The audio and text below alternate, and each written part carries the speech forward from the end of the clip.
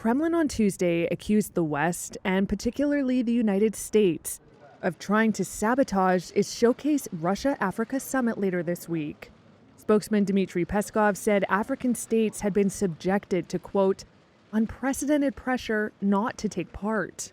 In essence, he said, they do not accept the sovereign right of African states to independently determine their partners for cooperation and mutual interaction in various fields. The St. Petersburg summit on Thursday and Friday will be attended by President Vladimir Putin. He's expected to hold intensive one-on-one talks with individual African leaders on everything from trade and security to grain supplies. It's part of a concerted push for influence, which has also been echoed by the West, against the backdrop of war in Ukraine.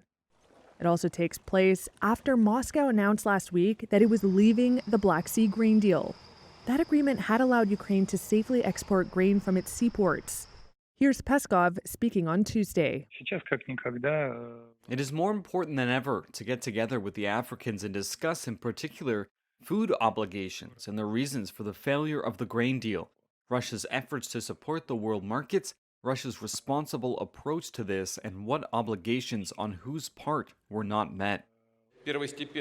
Russia has spoken of the possibility of supplying cheap or free grain to Africa's poorest nations to replace Ukrainian grain and make up for any shortfall.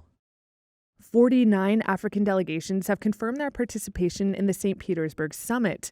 A Russian diplomat was cited as saying by the TASS news agency earlier this month. Around half would be represented by their head of state or government.